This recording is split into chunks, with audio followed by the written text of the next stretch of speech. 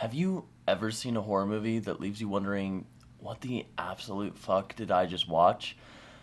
Don't worry, you're not alone. I remember my first time watching art house horror movies like The Witch, The Lighthouse, Midsummer, Hereditary, and coming away from them at an absolute loss for words. I knew what I had just watched was well crafted and had an underlying message or theme that the filmmaker was trying to get across, but I just didn't quite grasp it. All I knew is what I just witnessed was unique, and I wanted to understand it deeper. So I did some research. I wanted to find a way to intuitively analyze horror so I could understand its underlying themes, and well, there wasn't a lot out there on the topic. I'm sure in film class in college, maybe that's a topic they dive into, but I can't afford college at the moment, so this led me to devise my own way of understanding horror, especially horror that challenges you and your ideas of the world. And I call it the pisser theory. That's right, PSRR, pisser, and today I want to teach it to you. Before we get into this though, there are two things I need you to know, and number one is horror is commentary. It's a way to visualize in a fantastical way our poor experiences in life and make them, well, entertaining. And number two, analysis is based in fact and not opinion. That doesn't mean there's only one way to interpret a film. There are many. But if you use these steps I'm about to share with you to analyze a horror movie, it'll help you interpret based on fact and not opinion. And I'm not saying don't have an opinion about the movie. Please, by all means, have the opinion and share it. That's very important. But just try to refrain from using that opinion in your analysis of the movie. So let's go ahead and get into it. P stands for perspective.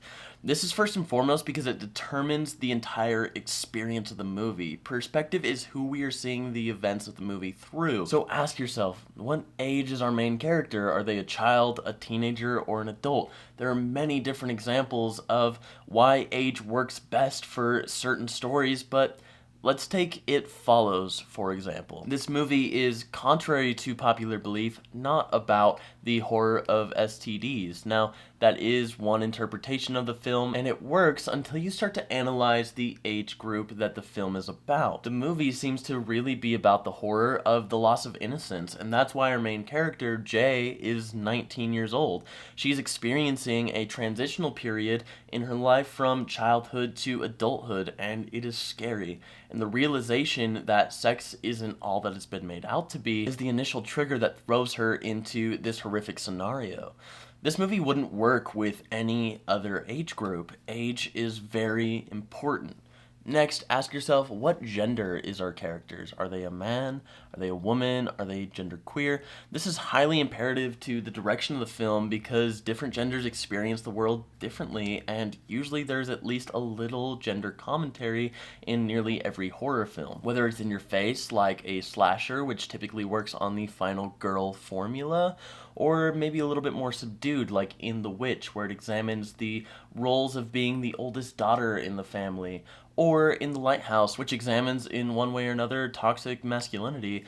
Gender is highly important and is a huge determinant to how we see the movie. But gender and age aren't the only factors of perspective. There are countless factors. There's race, class, social status, career path. There can be as many perspectives in storytelling as there are people in this world. So really just ask yourself, whose eyes are we seeing this movie through? Speaking of eyes, keep an eye out for the next letter, S, for symbolism. Symbolism is a very broad spectrum, but it has to be. It can be anywhere from a recurring color in a horror movie to a very on-the-nose religious or political symbol. Remember that horror is commentary, so symbolism is everywhere. For instance, the color yellow is often used to symbolize innocence, childhood, sunny days, happy feelings, but it's also a color we associate with warning and caution. Coraline uses the symbolism very well.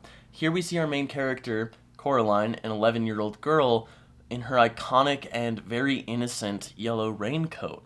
But in contrast, when we're first introduced to the other mother, the entire room she's standing in is yellow, a sign that we're not safe here, that we must be cautionary. An instance of more in-your-face symbolism is the cross on the door in Mother. Now, if you don't know, Mother, starring Jennifer Lawrence, is about the relationship between the Christian God and Mother Nature, and how horrific and out of hand that situation has gotten. The use of this religious symbol is somewhat ambiguous, but it holds a large amount of importance in showing the viewer the context of our setting.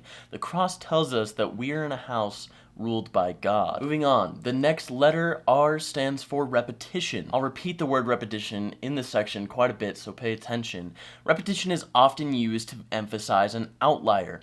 What I mean by that is if something repeats itself, especially more than twice, then we know the minute something new happens, how important it is that it happened that way. Let me give an example of this. In Midsummer, when Dani and her friends arrive to the Swedish commune, pay attention to how they're greeted. These are my friends, Christian, Dani, Josh, and Mark. Hello. Hello. Hello. Hello. Hey. Hello. Hello. Welcome. Hi. Welcome. Hi. Welcome home. Oh, Oh, we are so very happy to have you. Did you catch that? He says, hello, hello, hello, welcome, welcome. And finally, when he hugs Dani, he says, welcome home. First of all, Dani is the only one of them to be greeted with a hug. Second of all, she's also the only one who's greeted by saying, welcome home. This is huge foreshadowing to the end of the film. Repetition, but more importantly, the breaking of it, is key. Not to mention that repetition can be used to create hellish experiences, because nothing sounds worse than doing the same thing over and over again for eternity. Projects like Silent Hill's PT really capitalize off the fear of repetition, because it's not the repetition of PT that makes it scary, but the terrifying feeling that something is less right every time we go down the hallway, because the repetition is being broken as you progress. This tactic is used to make us feel unsafe and out of control. Finally, this brings us to our last letter, R, for rationality. What is the rational fear that is being played off of to create this scary experience? Is it generational trauma, like in Hereditary, or is it cabin fever, like in The Shining? Finding the rational fear that is at the base of the film you're watching is the final determinant to what it all means. But don't get this wrong with discounting the fantasy of the film. If you do this, you'll go down a very poor interpretation rabbit hole and end up with something like the Wendy theory from The Shining. If you don't know what that is, it's basically the idea that Wendy is at fault for everything that happens in the movie because she's going insane. It's a theory largely based in misogyny, and the only way it could have come about is if someone discounted the fantasy of the film. This one can get pretty complicated, but a good rule of thumb is that if it's happening on screen, it's happening in the universe that the screen is separating you from. Now, there are exceptions, obviously. Take the 2019 Joker, for instance, when it's revealed that the girlfriend wasn't there the whole time. But the important thing is that if we say every event that happened in the movie was all in Joker's head, it takes away every reason that the movie was presented to us for, to commentate on the lack of empathy for those we don't relate to. Remember that any movie, even non-fiction, is a movie, and fantasy refers to how that movie is expressed. When you watch a non-fiction film, say The Wolf of Wall Street or Catch Me If You Can, spoiler alert, not everything that happens on screen happened in real life. There's an element of storytelling that needs to be in place for our entertainment, and that element is fantasy. So in horror, when we're looking at rationality, yes, we can say, oh, mental health was the monster the entire time, but it's important to know the characters of the movie are experiencing the monster and not the rationality. We are just using rationality as a base to then build our understanding of the film off of. So, in the end, this is the PSRR theory: perspective, symbolism, repetition, and rationality.